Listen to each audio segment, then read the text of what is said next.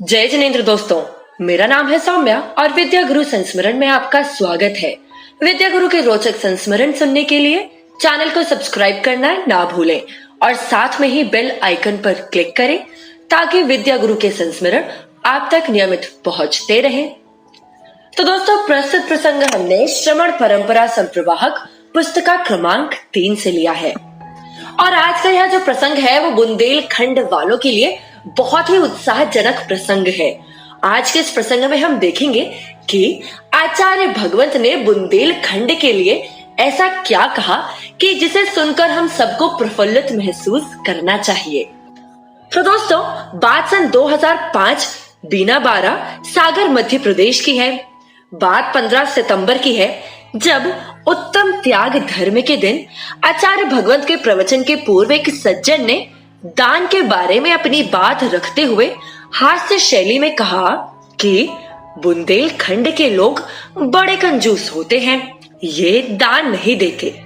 और दोस्तों, यह सुनकर आचार्य भगवंत मन ही मन मुस्कुराने लगे और मंद मंद मुस्कान मानो उनके चेहरे में फैल सी गई और ऐसा लगा मानो आचार्य भगवंत कुछ कहने ही वाले हैं। और जिसे देखकर सभा में बैठे सभी श्रद्धालुगण हंसने लगे।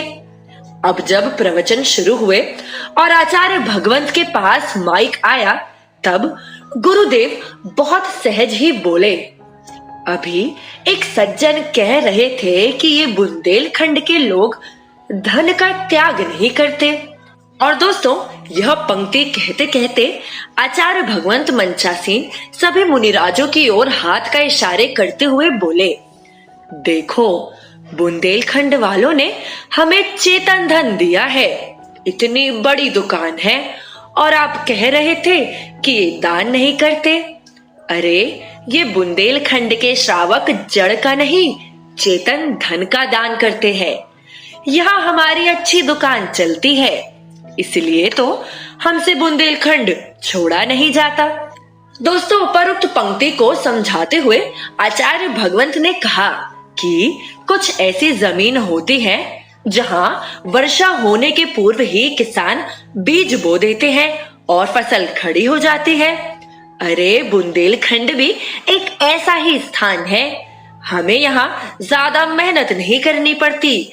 यहाँ पर भी उर्वरक शक्ति इतनी है कि सभी संस्कारित रहते हैं।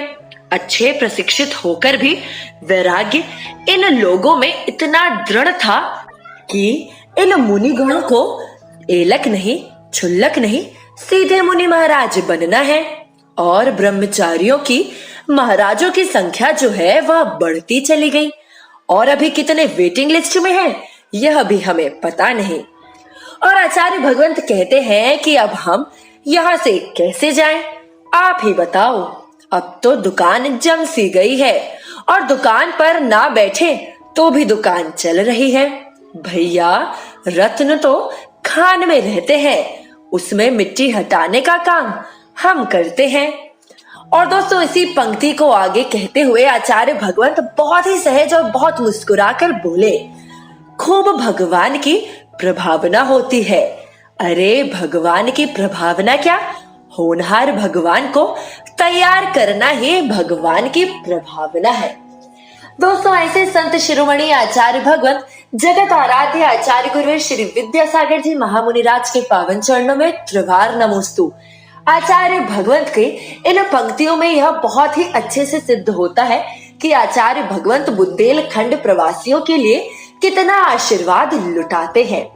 दोस्तों, फिर मिलेंगे आचार्य भगवंत के कुछ नए और रोचक प्रसंग के साथ। तब तक गुरु भक्ति में लीन रहें और अपना ख्याल रखें। अगर आपने अभी तक चैनल को सब्सक्राइब नहीं किया है तो चैनल को सब्सक्राइब जरूर करें। सादर जय जिनेंद्र।